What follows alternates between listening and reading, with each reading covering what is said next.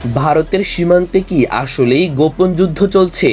গত কয়েক মাসে বাংলাদেশ সীমান্তে যা ঘটছে তা শুধু বিতর্কই নয়, বরং এক কথায় বললে ভয়ঙ্কর।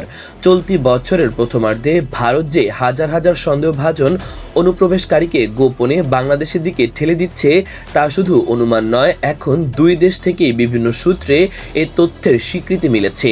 আর এখানে গল্পে প্রথম টুইস্ট, কারণ পুশ ইন এর টার্গেট কেবল অবৈধ অনুপ্রবেশকারী নয়, এর সঙ্গে বাংলা ভাষাভাষী মুসলিমদের কৌশলে জড়িয়ে ফেলা হচ্ছে এবং তাদের রাতের অন্ধকারে ঠেলে দেওয়া হচ্ছে সীমান্তের ওপারে বাংলাদেশে।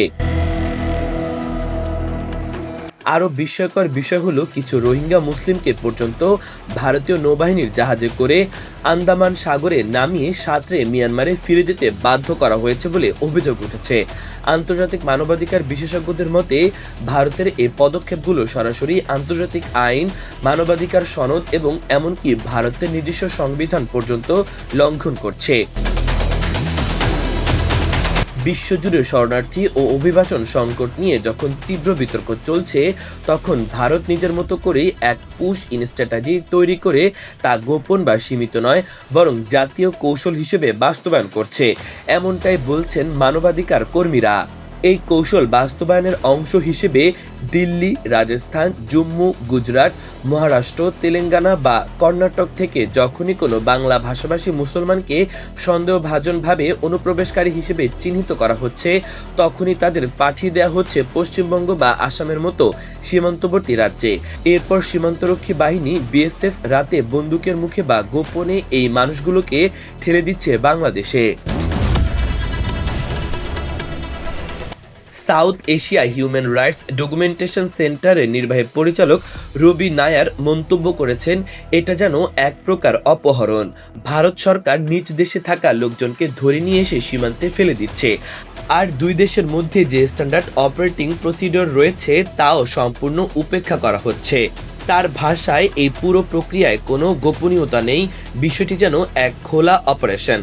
এতটাই প্রকাশ্যে যে অনেক সময় এসব পুশ ইন নিয়ে সংবাদ মাধ্যমেই খবরে উঠে আসছে। কিন্তু প্রশ্ন হলো, কেন ভারত এতটা প্রকাশ্যে এবং লাগাতার আইন ভেঙে এই কাজ করছে?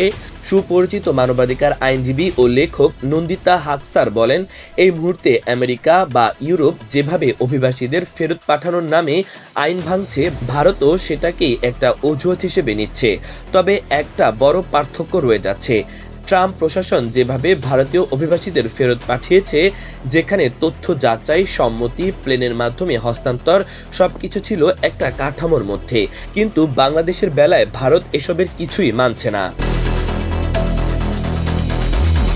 হিউম্যান রাইটস ওয়াচ এর deputy Asia director Meenakshi Ganguly বলেন, ভারত এখানে যেটা করছে সেটা অত্যন্ত বেছে বেছে, বিশেষ করে বাঙালি মুসলিমদের টার্গেট করে, আর এর পেছনে রাজনৈতিক এজেন্ডা থাকার সন্দেহ উড়িয়ে দেওয়া যায় না।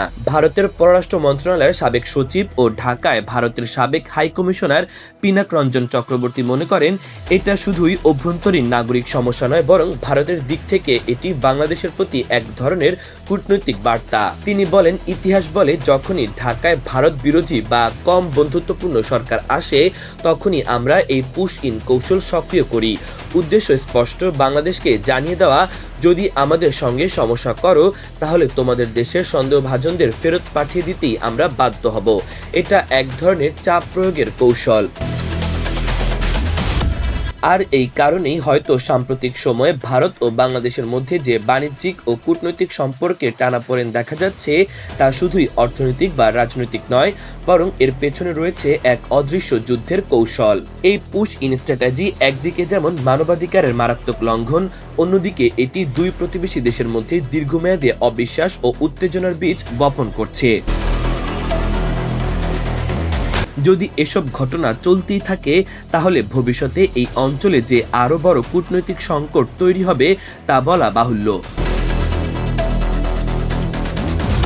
প্রশ্ন উঠেছে, আন্তর্জাতিক সম্প্রদায় কি এতদিন শুধু নীরব দর্শক হয়ে থাকবেই? আর বাংলাদেশ কিভাবে এই অদৃশ্য অথচ বাস্তব হামলার জবাব দেবে? এই মুহূর্তে সীমান্তের প্রতিটি অন্ধকার কোণে যেন লুকিয়ে আছে এক অজানা যুদ্ধ, যেখানে অস্ত্র নেই তবু ভয় আছে, গুলির শব্দ নেই তবু দগ্ধ হচ্ছে আত্মমর্যাদা। দর্শক ধন্যবাদ এতক্ষণ সাথে থাকার জন্য। ভিডিওটি ভালো লাগলে চ্যানেলটি সাবস্ক্রাইব করে দিন পরবর্তী ভিডিওর জন্য এবং কমেন্টে জানান আপনার মূল্যবান মতামত। ইমন তারুণ্য বার্তা।